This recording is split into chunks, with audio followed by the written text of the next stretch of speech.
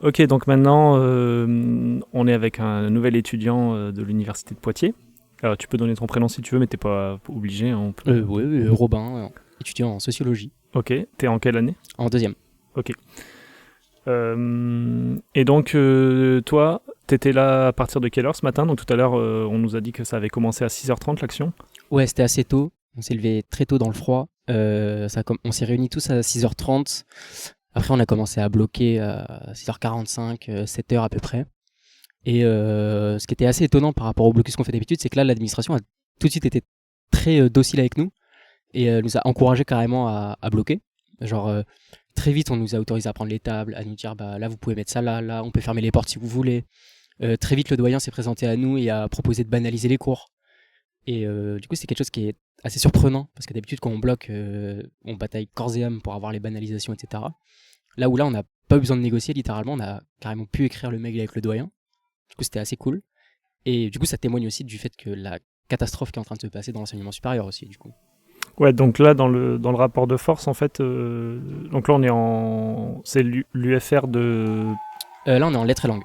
Là, on est en lettres et langues.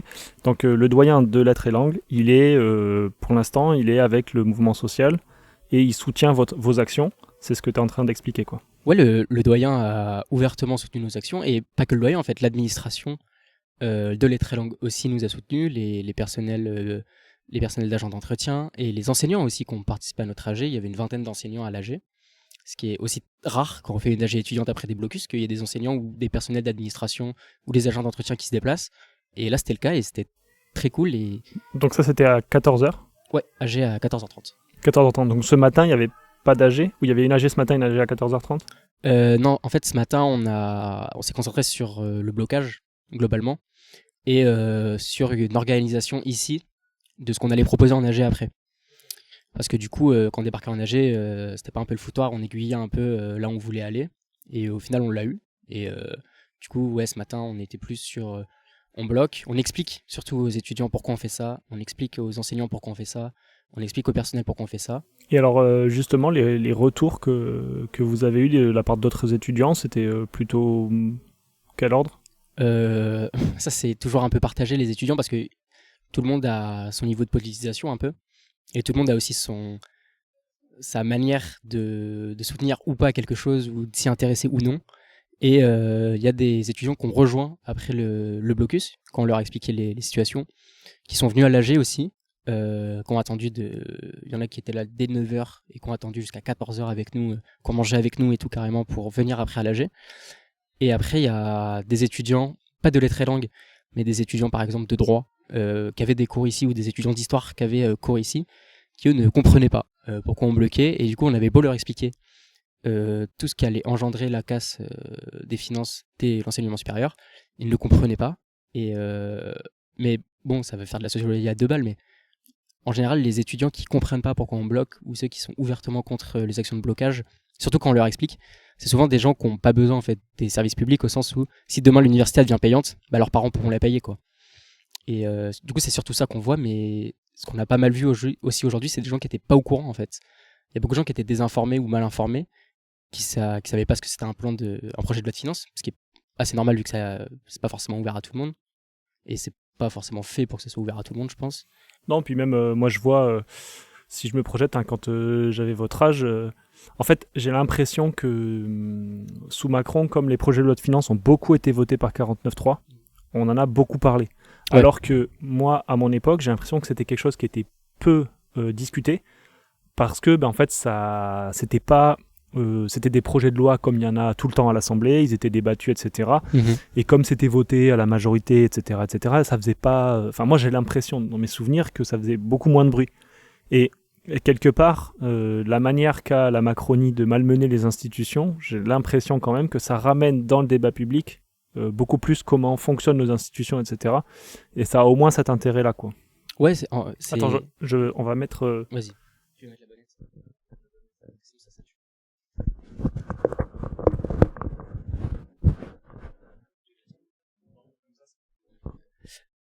Oui, du coup, notre génération, en fait, on a là, ok. Nous, notre génération, on n'a pas eu de grosses manifs encore parce on est trop jeune pour la loi El Khomri. on est trop jeune pour le CPE, on est trop jeune pour le LRU.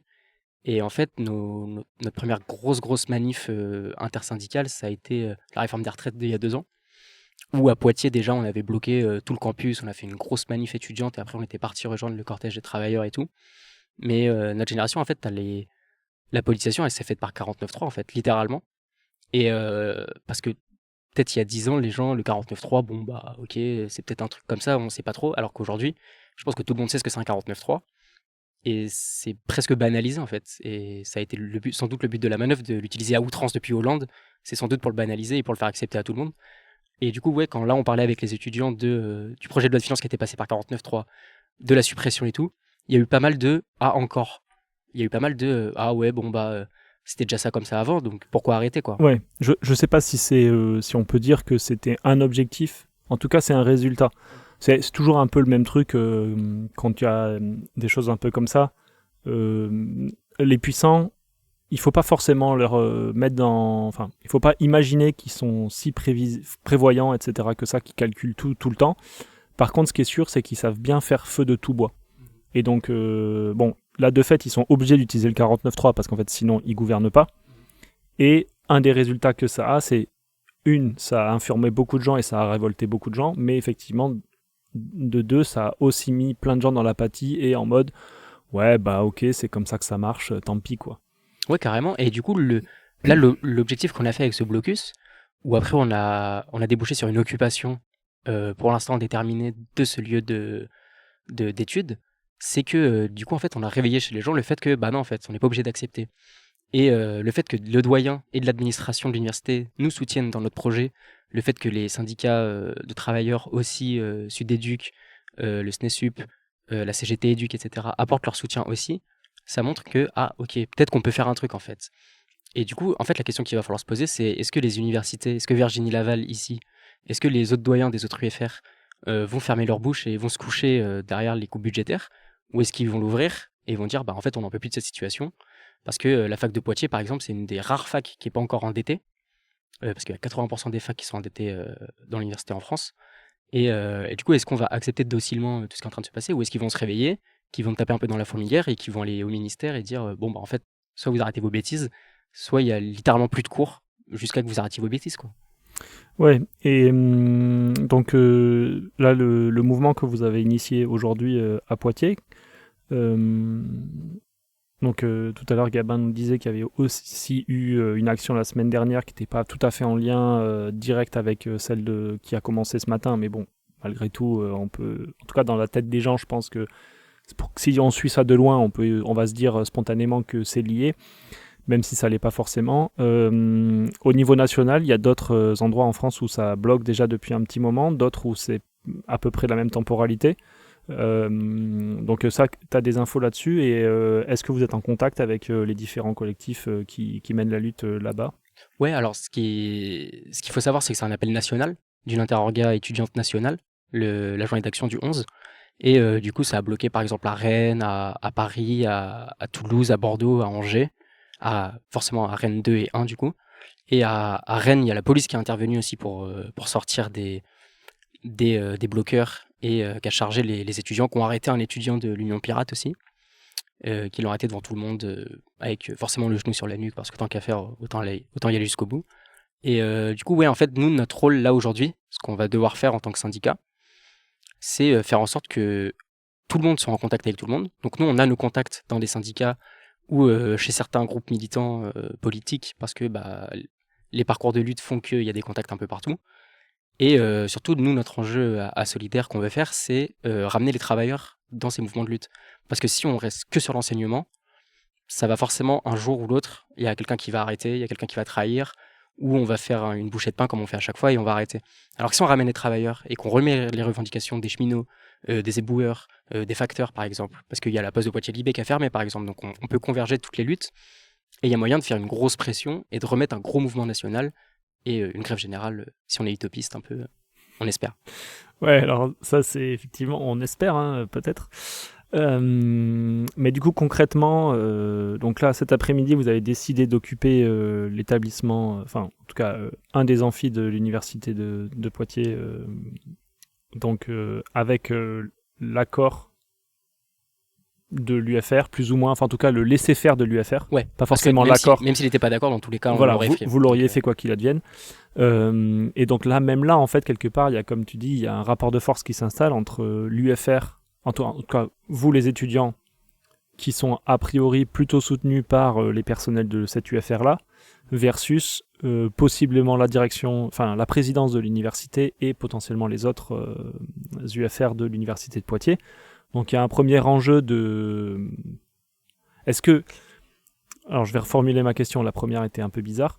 Est-ce que le premier enjeu, c'est potentiellement d'abord de ramener et de rallier à la cause les autres entités de l'université pour ensuite que, en gros, quelque part, ça peut être, en fait, si vous êtes suffisamment nombreux et nombreuses, ça peut forcer la main à la présidence de l'université pour qu'elle soit de votre côté, et ensuite aller agréger avec potentiellement d'autres luttes ailleurs.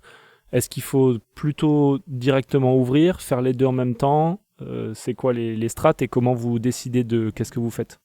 Alors, ça dépendra des visions, des luttes de différents syndicats et aussi des groupes autonomes qui participent ou juste des étudiants comme ça. Nous, à Solidaire, là, on a acté que fallait ouvrir un maximum d'UFR à la lutte. Donc, aller les voir, aller les rencontrer, aller leur parler, se déplacer dans leurs locaux, aller tracter, etc. Mais il y a aussi un enjeu qui est assez important, c'est la sécurité. Parce qu'aujourd'hui, on est dans une période qui est quand même particulière, avec un ministre de l'Intérieur qui est pas très de gauche non plus, qui est littéralement fasciste. Et en fait, lui, il va mettre une pression sur les universités, c'est sûr. Genre, pour donner un exemple très concret, là, cet après-midi, il y a des militants de l'UNI, le syndicat d'extrême droite, qui ont appelé la police pour leur dire qu'il y avait un blocus. La police est venue sur l'appel de l'UNI, et c'est le doyen qui a dû appeler le directeur de cabinet du préfet pour leur dire « Bah non, vous avez rien à faire là, c'est moi qui dois vous appeler, quoi ». Donc on est dans un climat aussi où nous, on n'est pas forcément en sécurité. Et là, par exemple, on occupe, mais à tout moment, la présidence, elle prend son téléphone, elle appelle le préfet, et elle nous fait dégager, quoi. Donc il y a ça qu'il va falloir prendre en compte sur notre sécurité. Il y a aussi le fait que il y a des UFR dans lesquels les doyens mettent des pressions sur les étudiants qui font les luttes. Sur les dernières mobilisations, il y a des étudiants qui ont reçu des plaintes de départements pour des tags qui avaient été faits dans la rue, juste pour mettre des coups de pression. Il y a un doyen, notamment à SHA, qui demande à faire remonter les élèves qui participent au blocus alors qu'ils ont cours, peut-être pour leur mettre une pression, pour saquer sur les bourses. Enfin, il y a plein de moyens de mettre des pressions, la pression sur les vacataires aussi, parce qu'aujourd'hui, un tiers des enseignants à l'enseignement supérieur sont vacataires, donc précaires, donc des contrats déterminés. Donc, s'ils commencent à prendre position et à faire de la lutte, et ben on va leur dire, bah, c'est quoi, toi t'as parlé, bah lui il a rien dit, bah on va prendre celui qui a rien dit. Et du coup, en fait, il y a plein de luttes qu'il faut organiser comme ça. Nous, tout ce qu'on fait ici, on le décide en AG avec les étudiants qui viennent, avec les enseignants, avec les personnels, avec les agents d'entretien, avec le doyen et l'administration s'ils veulent. Et l'intérêt de ramener du coup les syndicats de travailleurs aussi, c'est que comme ça, on peut généraliser la lutte et faire que, bah, en fait, là, l'étudiant qui prend une pression, bah, ok, lui, s'il arrête, c'est pas si grave que ça parce que son unité, en fait, derrière, il y a 10 travailleurs qui vont se mettre en grève et ça va ramener le rapport de force, quoi. Et en fait, c'est vraiment l'équilibre qu'il va falloir trouver de s'il y a un mec qui arrête parce qu'il prend des pressions, bah, ok, bah, derrière, on est 8, quoi. Et nous, c'est l'équilibre qu'on essaye de trouver. C'est pour ça qu'on essaye de ramener les autres syndicats de travailleurs et tout. Et pour l'instant, ça a l'air de passer. Après, la question que je me pose à titre personnel, c'est est-ce que les organes nationaux vont suivre ou vont encore trahir comme pendant la réforme des retraites où ils voulaient que des actions coup de poing, ils voulaient pas d'action sur le long terme? Parce que ça va être très déterminant sur ce qu'on va instaurer après comme rapport de force. Bah d'ailleurs, ce sujet, je sais pas si tu as vu passer. Alors attends, je sais plus si c'est Cerveau non disponible ou Contract Actu qui a fait un petit visuel. Oui, c'est ça. Je sais pas si tu l'avais vu celui-là. Donc il y a écrit alerte enlèvement et donc on voit les principales centrales des syndics, quoi. de syndicales et donc qui dit en gros que ça fait 6 mois que l'État est malmené, qu'il y a une gouvernance, un gouvernement qui est hyper autoritaire, etc., qui bafoue complètement la démocratie. Et en gros c'est où sont les syndicats, que font-ils, enfin voilà, il y a 1000 raisons de lancer un mouvement. Et il se passe rien, quoi. Et oui, en fait, c'est tout le problème des syndicats qui sont gérés par des bureaucraties. Alors, à Solidaire, normalement, il y a la politique de on salarie pas les personnes qui sont dans le syndicat, comme à la CGT, la CFDT et tout. Mais en fait, à chaque fois qu'il y a un gros mouvement social qui peut se lancer avec un gros rapport de force, à chaque fois, les bureaux, ils disent non, Non, on va faire que des actions coup de poing là, à 6 mois d'intervalle et on verra ce qui se passe. Parce qu'en fait, eux, ils négocient dans leur bureau avec le ministère. Mais pendant que les mecs qui sont dans leur bureau de syndicat, ils négocient avec les ministères, en fait, il y a des mecs qui sont en grève depuis 3 semaines, qui n'ont pas accès aux caisses de grève parce qu'ils savent pas s'ils vont la reconduire ou pas. Il y a des étudiants qui se prennent des pressions sur leurs absences au cours.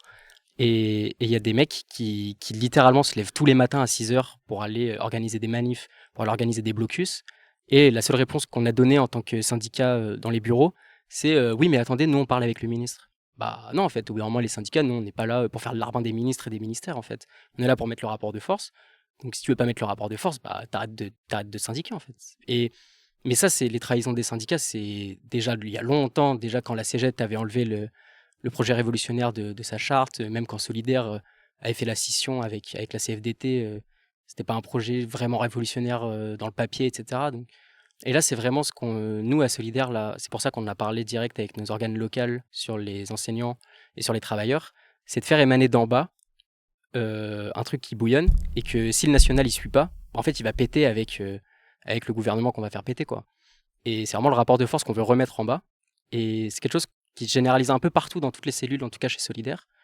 Et ça, c'est plutôt bien pour le futur, on espère. Parce que maintenant, c'est plus le national qui va décider, c'est nous en bas, dès qu'on va faire nos actions, on va dire au national, bah maintenant vous nous suivez. Et ça, faut que ça reste, par contre. Parce que si ça reste plus, après, nous, on est baisé pour la suite, quoi. Ouais, bah après, bon, ça c'est pour l'instant, en tout cas, c'est ce que t'espères. Moi, j'espère avec toi que c'est ce qui va se passer, que là, c'est peut-être le début d'un gros mouvement social d'ampleur. On ne peut que espérer, mais c'est vrai qu'on se demande vraiment ce que font les grosses centrales, pourquoi ça bouge pas plus que ça. On a notre Premier ministre qui est au cœur de assez gros scandales. Mediapart a notamment révélé la pédophilie, ouais. sur la pédophilie dans le lycée dans lequel allaient ses enfants, Mmh. où c'est vraiment pas clair, qu'a priori, il semblerait... Pour l'instant, il a pas menti, mais peut-être que... Toi, tu veux pas des procès, toi. Non, on veut pas des procès. Et on a clairement notre ministre de l'Intérieur qui trouve que le collectif Némésis d'extrême droite est un bon collectif. Enfin, vraiment, on a des signaux hyper alarmants. Et en plus de ça, on a le monde du travail qui est hyper attaqué, etc., etc. Enfin, il y a vraiment... En fait, il y aurait plein de raisons de se mobiliser, de lancer une grosse mobilisation d'ampleur. Après, c'est vrai que on le sent peut-être. J'ai l'impression que parmi les militants, on attend un peu que ça se lance. Mais il y a peut-être aussi le côté, en même temps, les fins de mois elles sont difficiles, on a moins en moins d'argent, c'est de plus en plus dur. Et donc, il y a peut-être un côté aussi, une sorte d'apathie un peu généralisée. C'est ce qui peut expliquer pourquoi est-ce qu'ils lancent rien, parce qu'ils se disent, ouais, mais si on lance et que ça marche pas, en fait, ça va encore être une défaite de plus. Ouais, et je pense qu'il y a aussi le fait qu'à chaque fois qu'on fait des... Après, c'est mon avis perso, hein, c'est pas pour le syndicat, mais j'ai l'impression qu'à chaque fois qu'on doit faire des mouvements sociaux, on se met autour d'une table avec tous les syndicats. Et en fait, on n'a pas besoin de se mettre autour de la table avec tous les syndicats. Je veux dire, dans certaines villes, à Poitiers, une fois, ils ont essayé de ramener Alliance Police dans une manif, on les a sortis, en fait. On n'a pas besoin de se mettre autour de la table avec Alliance Police, avec des gens qui vont défendre des flics qui assassinent les gars dans les quartiers, etc., qui vont défendre les flics qui étaient à Sainte-Soline, etc. Donc, pourquoi on se met à table avec eux? Et pareil pour la CFDT. Pourquoi on attend toujours l'aval de la CFDT pour lancer un mouvement social? Parce que c'est le premier syndicat de France. Bah ok, grand bien leur face. Sauf que quand il y a 3 autres syndicats et qui vont se mettre en grève et que ça va lancer des mouvements de grève partout, dans les raffineries, chez les éboueurs, chez les facteurs, dans les transports, la CFDT, ils seront obligés de suivre. Parce que s'ils suivent pas, ils vont paraître pour des gros couillons, en fait. Oui, et puis il y a aussi ça qu'il faut réussir. Je pense, ça c'est un des enjeux qui est, je pense, c'est pas simple à articuler, mais en réalité, l'économie, elle fonctionne sur certains réseaux qui sont un peu cruciaux. Et en fait, si on arrive collectivement à faire en sorte que ce soit ceux-là qui soient arrêtés avec un soutien de la part des autres, en fait, quelque part, presque... Alors, bon, le plus efficace, forcément, c'est une grève générale, j'imagine. Mais une grève générale, c'est difficile à obtenir. Par contre, une grève hyper ciblée avec certains secteurs où on a un taux de grève qui est hyper élevé, et par contre, que dans les autres entités de l'économie, les gens continuent à aller bosser et reversent une part de leur salaire pour les camarades qui tiennent la lutte. C'est presque ça, je pense, qui serait le plus efficace, peut-être à moindre coût. Je sais pas ce qui est le plus dur entre convaincre les gens qui continuent de bosser te filer un peu d'argent pour qu'on puisse bloquer des secteurs clés, ou alors réussir à motiver pour avoir une grève générale et totale. Moi, ça. Ouais, mais tu vois, ça rejoint la question dont on parlait tout à l'heure avec d'autres camarades du syndicat, c'est la question de la solidarité entre les personnes. Parce que, bon, nous, on n'a pas connu, parce qu'on est trop jeunes, mais fut un temps où il n'y avait pas d'RH dans les entreprises, par exemple. Et quand il n'y avait pas d'RH, bah, la solidarité, elle était beaucoup plus simple, vu que c'était littéralement les ouvriers, les salariés, contre la direction et les patrons. Et quand ils ont mis les RH, bah, en fait, tu te battais pas contre ton patron, tu te battais un peu contre ton collègue que tu vois tous les jours, donc c'était un peu plus tendu. Là, dans les universités, c'est pareil. Ils ont mis en tension les doctorants entre eux, ils ont mis en tension les vacataires entre eux, ils ont mis en tension les personnels qui travaillent dans les laboratoires et les postes de professeurs d'université. Et du coup, comme tu es en tension tout le temps, bah, tu veux tirer ton épingle du jeu, donc tu manques un peu de solidarité. Et du coup, comme je disais au début, ce qu'on a vu ce matin, par contre, c'est que là, par rapport à ce qui est en train de se passer avec l'enseignement supérieur, c'est question de je tire mon épingle du jeu, elle a disparu, en tout cas dans cette UFR, parce que tout le monde est solidaire avec tout le monde. Il n'y a pas une personne qui a critiqué les agents d'entretien, pas une personne qui a critiqué les personnels BIAT, il n'y a pas une personne qui a critiqué le truc du doyen sur les postes qui étaient pourvus ou non dans certains UFR. Et en fait, c'est ce côté de solidarité entre les disciplines et entre les travailleurs dans les secteurs qu'il faut retrouver, parce que c'est ce qui casse depuis 50-60 ans, avec l'instauration des RH, avec l'instauration de la mise en tension du marché du travail, avec même chez les étudiants, avec mon master Parcoursup, avec les filières sélectives, avec les étudiants étrangers qui doivent payer des frais d'inscription, et après dans les discours on va dire que c'est ces frais d'inscription qui coûtent cher à l'université, je sais pas quoi, parce qu'après il faut payer une subvention, je sais pas quoi, etc. Et en fait c'est une mise en tension entre tout le monde qui fait que tout le monde se déteste, alors qu'en fait si on commence tous à travailler et à se mettre à la place de quelqu'un d'autre, comme dirait Besançon, on est tous le cheminot d'un autre, genre c'est là en fait qu'on fait les rapports de force. Et là par exemple aujourd'hui, nous on s'est réunis avec des gens avec qui politiquement on n'est pas forcément d'accord sur tout, on le sait. On s'est réunis avec des gens qui sont pas forcément autant politisés que nous, ou d'une manière différente. Il y avait une sarkozyste qui a assisté à l'AG, qui a applaudi ce qu'on disait. Enfin, c'était des trucs lunaires. Mais au moins, ça témoigne du fait que là, ce qui est en train de se passer, c'est vraiment grave. Parce que même quelqu'un qui a voté Chirac est en train de se dire, en fait, on est en train de foutre l'université en l'air. Mais d'un autre côté, il y avait des enseignants ce matin avec qui moi j'ai parlé. Et quand je lui ai expliqué que, par exemple, là, on coupait 630 millions de budget sur l'enseignement supérieur, donc littéralement son secteur d'activité, mais que par contre, on rajoutait 3,5 milliards à la police et aux armées, et ben la personne m'a dit oui, mais il y a des risques d'attentats terroristes en France. Et en fait, les gens deviennent fous. Littéralement, on revient sur la fenêtre d'Overton dont on parle souvent. Et en fait, les gens deviennent fous au point où, dans ton secteur d'activité, quand on te casse dessus, bah toi, tu regardes ailleurs et tu dis oui, mais au cas où, s'il y a un attentat, au moins on est protégé. Ouais. Et je rappelle que le pays en France n'a jamais été aussi riche de son histoire. Il n'y a jamais eu autant de ressources disponibles qu'à l'heure actuelle en France. Et donc ça, c'est en tenant compte de l'inflation. Donc tous les gens qui disent qu'il n'y a plus d'argent, qu'on manque d'argent, etc., sont des menteurs. Ne les écoutez pas, ils racontent n'importe quoi, le pays n'a jamais été aussi riche. Et donc, quand il y a des baisses de budget, comme tu l'as dit, là, 630 millions pour les universités, et ensuite, dans le même temps, on augmente les budgets de la police, on les surarme avec des commandes records de grenades, etc. Et en fait, ça c'est pourquoi? C'est pour organiser une part du transfert de la production vers le capital. Il suffit de regarder la part de la production qui allait avant au salaire et qui maintenant rémunère le capital. Et dans le même temps, on arme la police pour parer aux éventuelles révoltes et ou moments de tension avec des gens qui pourraient un petit peu se rebeller.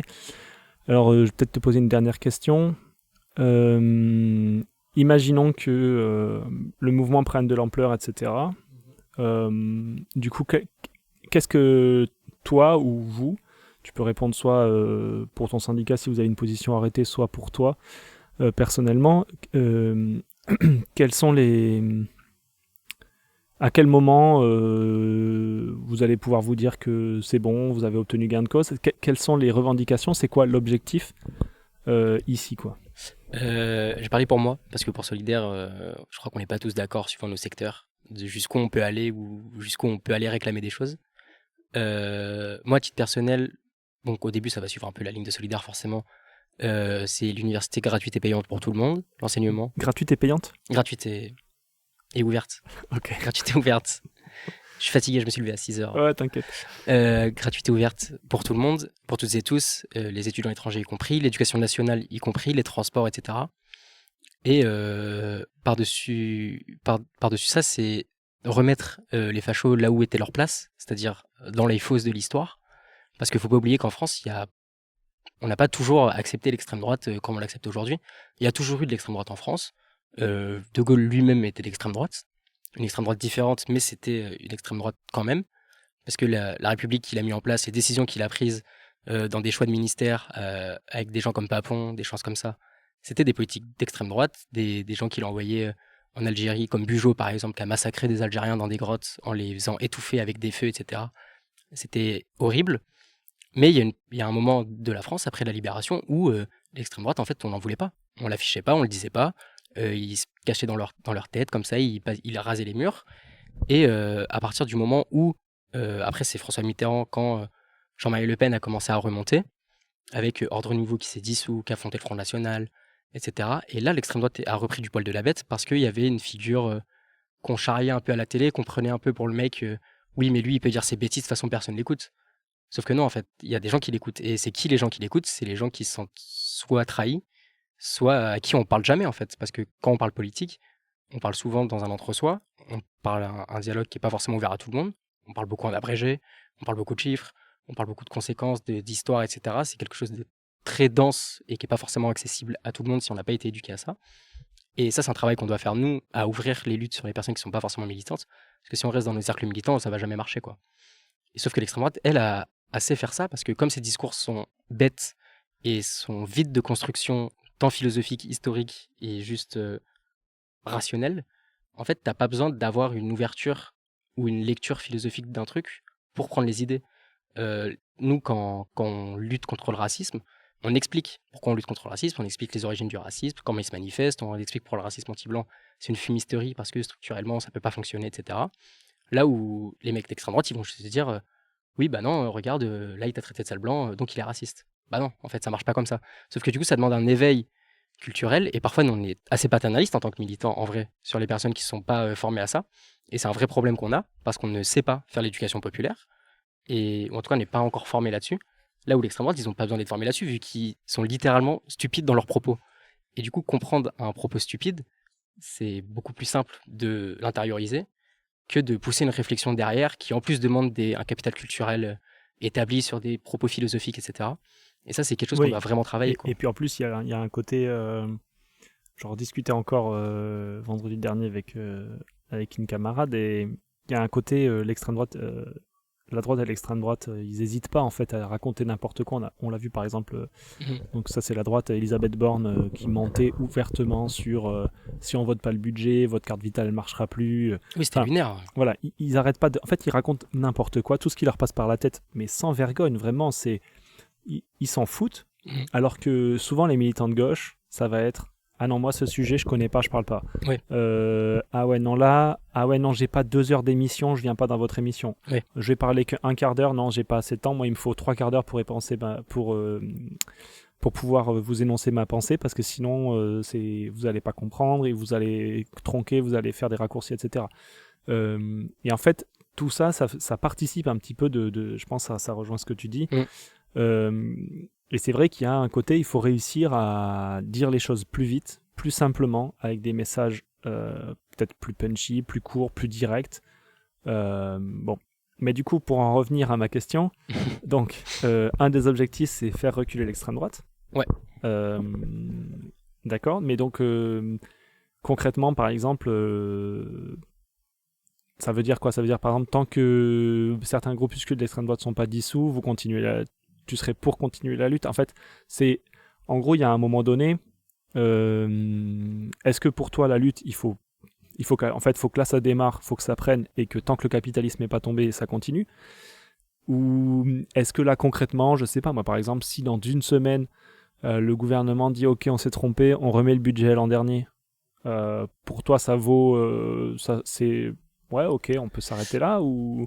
Bah, en fait c'est les questions des négociations, en fait, c'est un peu de la fumisterie pour moi, parce que, par exemple, si on prend l'exemple que tu viens de prendre du gouvernement qui dit, bon, bah, ok, on vous remet le budget comme l'année dernière. Bah ouais, sauf qu'en fait, l'année dernière, ils nous ont déjà sucré 830 millions, en fait. Donc, c'est-à-dire qu'il va falloir refaire une lutte pour qu'ils nous remettent le budget de l'année d'avant, sauf que le budget de l'année d'avant, ils avaient déjà sucré 300 millions. Et en fait, ça s'arrête jamais.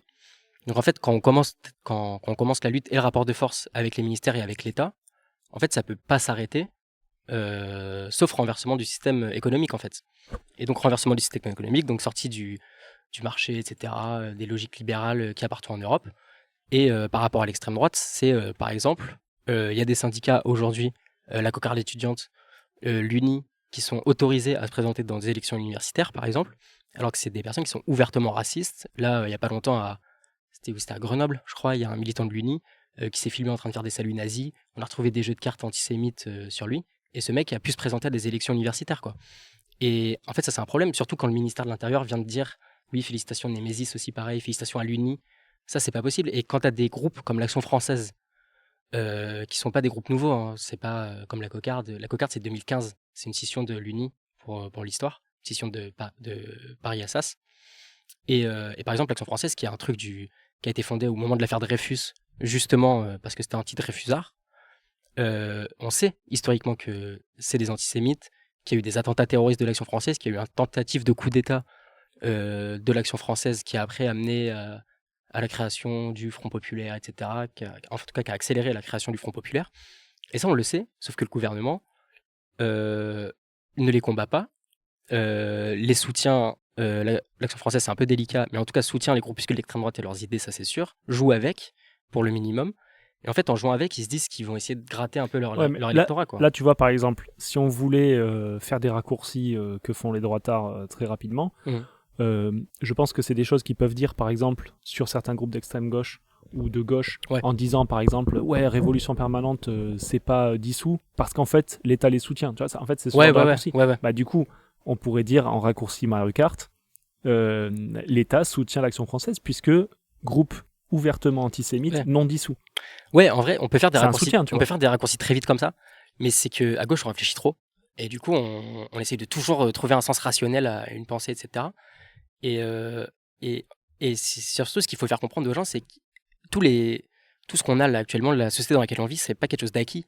Enfin, c'est pas quelque chose d'inné, c'est quelque chose qui a été acquis soit par la gauche, soit par la droite, et que la politique c'est jamais neutre. Le président de la République, c'est pas le président de tous les Français, c'est le président de certains Français qui ont une idéologie politique. Sinon, on voterait pas pour un parti, en fait. On aurait un roi et lui... Une idéologie et des intérêts. Une idéologie et des intérêts, évidemment. Parce que, en fait, après, c'est un peu le cas avec l'histoire de monarchie présidentielle, etc. Mais quand on vote pour un mec, on vote pas pour qu'il soit le président de tout le monde. On vote pour qu'il défende des idées et un parti politique. Et du coup, quand un homme politique vient te dire « Oui, mais moi, je suis ni de droite ni de gauche, vous inquiétez pas, je défendrai tout le monde. » Il a dit, je crois que la semaine dernière, il a dit « Moi, je fais pas de politique. » Il était en visite dans une usine. Oui. Il a dit lunaire. « Moi, je ne fais pas de politique. » Le mec est littéralement président de la République. Donc, s'il y a quelqu'un en France qui fait de la politique, c'est lui, les députés, les maires, etc. Enfin, quand on a un élu, a fortiori le président qui dit « Moi, je ne fais pas de politique », c'est vraiment... Mais ce qui est dangereux avec le discours qu'a eu Macron pendant longtemps et les macronistes de « je suis ni de droite ni de gauche, je suis pour tout le monde », c'est qu'en fait, en brouillant comme ça les repères idéologiques qu'il y avait, en tout cas pour les gens qui n'étaient pas militants à gauche, parce qu'à gauche, à part le PS, on a toujours été sûr qu'ils étaient de droite, et maintenant d'extrême droite, c'est qu'en fait, en brouillant tes repères, tu brouilles aussi les repères des gens, et du coup, ils savent plus où se placer. Et par exemple, là, t'as Sacha Houlier, par exemple, qui s'est ému de la montée de l'extrême droite dans le gouvernement et des pressions de l'extrême droite qu'il y avait au sein du gouvernement et au sein du parti d'Emmanuel Macron. Bah oui, mais Coco, toi, t'as défendu Darmanin, t'es resté dans son parti quand il a présenté la loi immigration, t'es resté sous Castaner, t'es resté sous Oudar Philippe. Donc en fait, tu savais, t'étais au courant en plus pour le cas de Sacha Houlier, parce que on insiste sur lui parce que c'est le député à Poitiers, avec Elisabeth Lucot qui est des Verts. C'est un mec qui avait connaissance vu qu'il a été l'un des premiers fondateurs des Jeunes avec Macron.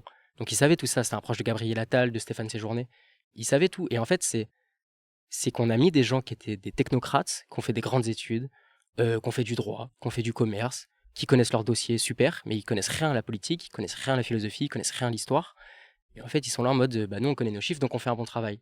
Ah non, ça marche pas comme ça, parce que le mec au-dessus de toi, lui, il a une idéologie par contre. Et lui, il va t'utiliser, et lui, il va te dire quoi faire pour nourrir son idéologie. Non, au-delà des idéologies, ils défendent surtout leurs intérêts matériels, je pense. Ouais, c'est que pour moi, c'est que ça rentre dans la même case, mais oui. Ouais, mais c'est tes intérêts matériels qui te poussent à construire un discours qui va te permettre de défendre tes intérêts matériels, parce que c'est avant ça, ce qui nous définit, c'est notre condition de vie. Plus que nos idées. Les idées, elles te servent ensuite à à faire pression, etc. Mais c'est plus pour habiller ce qui Ouais. défend tes intérêts, quoi. Ouais, ouais, ouais. Donc, mais alors mettons que la semaine prochaine, le gouvernement dise OK, université gratuite ouverte, sans condition d'accès, Oh là, repas miracle. gratuit, inscription gratuite, et on construit des facs, on embauche des profs. Est-ce qu'à ce moment-là, vous dites on arrête, ou est-ce que c'est le signe qu'il faut et qu'on peut aller plus loin? Ah ben pour moi, c'est le signe qu'il faut aller plus loin. Parce que s'il le fait, c'est qu'il a peur du rapport de force.